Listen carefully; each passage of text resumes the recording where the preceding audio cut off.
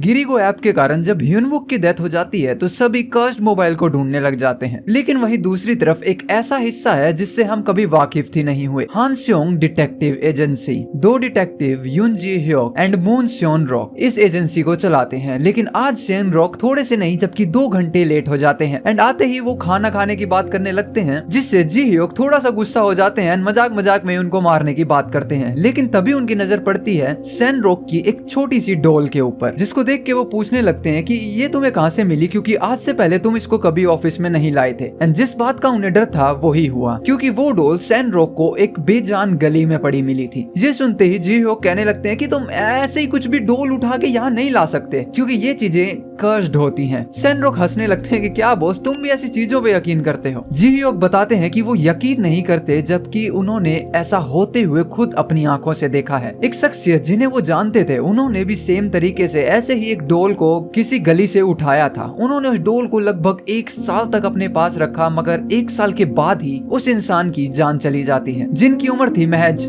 117 साल। अब ये सुनते ही सेंग रॉक हंसने लगते हैं कि boss I mean come on, उन्होंने बहुत जिंदगी जी ही ली थी। लेकिन इससे पहले जी योंग कुछ भी समझाते एकदम से दरवाजे पे एक दस्तक होती है। उसमें से एक टीन स्कूल गर्ल आती है एंड सेन रॉक की उसी डॉल को खरीद देती है 50,000 वोन देकर। अब ये देख के जी योंग हैरान हो जाते हैं कि क्या तुमने अभी अभी 50,000 वोन के लिए एक छोटी सी डॉल बेच दी। सेंग रॉक समझाते हैं कि आजकल टीनेजर स्कूलर्स ऐसे छोटी छोटी क्यूट डॉल्स के लिए बहुत पैसा खर्च करते हैं। अगले ही दिन जी योंग बहुत सारे स्टफ टॉयज को उनके ऑफिस में ले आते हैं एंड एक और टीन स्कूल गर्ल वहां आती हैं, जिनको वो स्टफ टॉय 30,000 वोन में बेच देते हैं। एक्चुअली जी ह्योक ने उन सभी स्टफ टॉयज को एक वेंडिंग मशीन से निकाला था एंड अब तक उनको बेच के वो 250,000 वोन्स का प्रॉफिट कर चुके थे। लेकिन इन्हीं सभी स्टफ टॉयज के बीच में एक ऐसी डॉल भी थी जो उन्होंने किसी क्लो मशीन से नहीं निकाली थी। ये डॉल उन सभी स्टफ टॉयज से थोड़ी अलग एंड अजीब थी, क्योंकि वो डॉल उनको एक स्कूल गर्ल ने ही दी थी। इससे पहले वो और कुछ समझाते हाजुन वहां आ जाते हैं। असल में वो भी वहां पर एक स्टफ टॉय ही खरीदने आए थे, क्योंकि इन सभी स्टफ टॉय एंड डॉल्स को जी ह्योक ने एक ऐप के ऊपर लिस्ट कर दिया था। हाजुन वहां से एक ग्रीन कलर की फ्रॉक डॉल खरीदते हैं। अब सेंग रॉक कहने लगते हैं कि तुम ये शायद अपनी गर्लफ्रेंड के लिए खरीद रहे हो ना, लेकिन हाजुन मना कर देते हैं, क्योंकि सेया उनकी कोई गर्लफ्रेंड नहीं थी। तो वो कहते हैं कि नहीं वो बस मेरी फ्रेंड है। समय के साथ साथ वो सारे स्टफ टॉय बीत जाते हैं, मगर वो ब्लैक कलर की छोटी सी डॉल अभी भी नहीं बिकी। अब डिटेक्टिव को कहीं ना कहीं बेचैनी थी कि ये डॉल वाकई काफी क्यूट है, लेकिन फिर भी बिक क्यों नहीं रही। लेकिन तभी अचानक से उनके कंधे के अंदर दर्द होने लगता है। वो सेंग रॉक को कहते हैं कि तुम अपना सारा फालतू का काम छोड़ो और आके मेरे कंधे को दबाओ। तभी अचानक से एक आवाज आती है कि ये कंधे का दर्द ऐसे ठीक नहीं होगा। दोनों डिटेक्टिव परेशान हो जाते हैं, क्योंकि उनके अलावा रूम में कोई होना ही नहीं चाहिए था। एंड ये आवाज थी हमारे जीजा जी की। जी ह्योक पूछने लगते हैं कि हे तुम कहां से अंदर आए और तुम कौन हो। जीजा जी कहते हैं कि मैं कौन हूँ या फिर वो लड़की कौन है जो इस वक्त तुम्हारे कंधे पे बैठी है। ये सुनते ही दोनों डिटेक्टिव थोड़े से घबरा जाते हैं, क्योंकि वहां एक्चुअली तो कोई लड़की थी ही नहीं। जीजा जी धीरे धीरे जी ह्योक की तरफ कदम बढ़ाने लगते हैं एंड अपने उसी हथियार को निकाल लेते हैं जिससे वो स्पिरिट्स मारते हैं। लेकिन इस बात से जी ह्योक टोटली अनजान थे और वो अपने बचाव के लिए पेन और कैंची की तरफ हाथ बढ़ाने लगते हैं। लेकिन तभी जीजा जी उनके ऊपर अटैक कर देते हैं, जिससे जी ह्योक घबरा तो जाते हैं, मगर वो अटैक कभी भी उनके ऊपर नहीं था। वो अपने हथियार को मारते हैं सीधा उस ब्लैक छोटी डॉल के अंदर एंड तभी उसके अंदर से एक ब्लैक स्पिरिट बाहर निकल के हवा में गायब हो जाती है। तभी जी ह्योक कहने लगते हैं कि तुमने क्या किया, तुम मेरी डॉल को ऐसे खराब नहीं कर सकते। लेकिन जीजा जी कहते हैं कि हे शांति,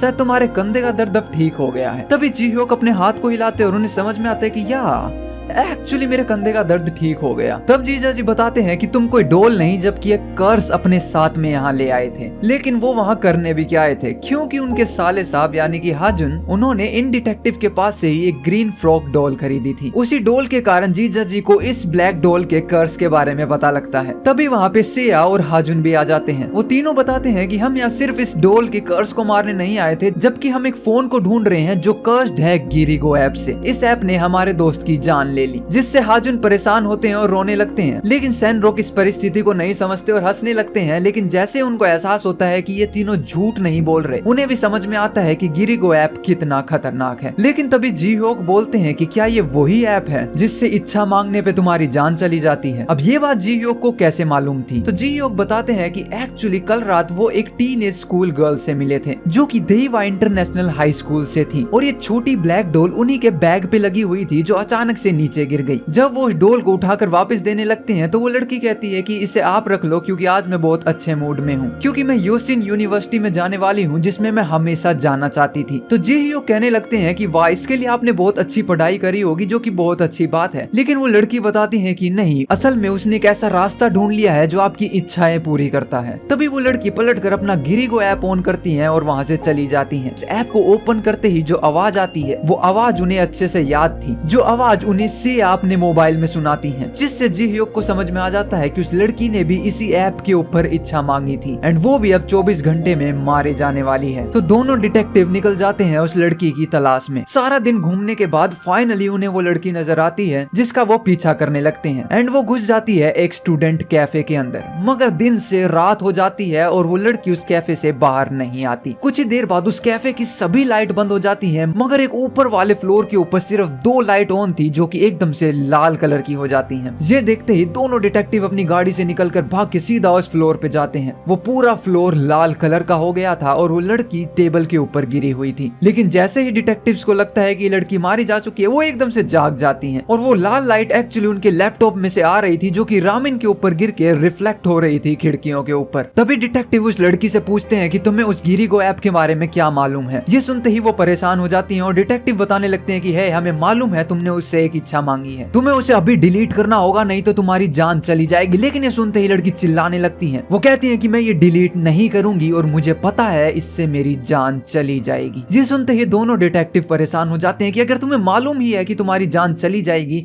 तो तुम इसे इस्तेमाल क्यों कर रही हो। वो बताती है कि योसिन यूनिवर्सिटी जाना उनका सपना है, लेकिन उस जगह पे एडमिशन लेना बहुत ही ज्यादा मुश्किल है, तो वहाँ पे रिजेक्ट होने से तो बेहतर है कि मैं वहाँ एडमिशन लेकर अपनी जान ही क्यों ना गवा दूं। लेकिन तभी जिह्योक सोंगरोक की तरफ इशारा करते हैं और कहते हैं कि हे तुम ऐसा मत करो, देखो ये तुम्हें पढ़ा सकते हैं, तुम अच्छे मार्क्स लेकर भी वहाँ एडमिशन ले सकती हो। लेकिन जैसे ही वो लड़की सेंगरोक की तरफ देखती है, वो कहती है कि ये भी वहाँ से पढ़े हैं। सेंगरोक बताते हैं कि वो वहाँ से पढ़े ही नहीं, जबकि उस यूनिवर्सिटी में टॉपर रह चुके हैं। वो लड़की कहने लगती है कि मेरी मॉम ने तो कहा था कि उस यूनिवर्सिटी में बहुत हैंडसम लड़के हैं और उन्होंने कहा था कि वहाँ से जो ग्रेजुएट होता है उनको अच्छी जॉब भी मिलती है। तो जिह्योक कहने लगते हैं कि तुम हमारी एजेंसी में आ सकती हो, वो भी एक अच्छी एजेंसी है, वहाँ भी जॉब मिलती है। तो वो कहती है कि अच्छा अगर इतनी अच्छी एजेंसी है तो तुम रात को यहाँ काम क्यों कर रहे हो। एनीवेज मेरे को अब इस बेकार यूनिवर्सिटी में नहीं जाना। और ये कह के वो लड़की वहाँ से चली जाती है और यहीं पे ये एपिसोड एंड होता है। यहाँ तक वीडियो देख रहे हो तो चैनल को सब्सक्राइब जरूर कर देना एंड लाइक करते जाना वीडियो को, क्योंकि आप देख रहे थे टर्मिनेटर को।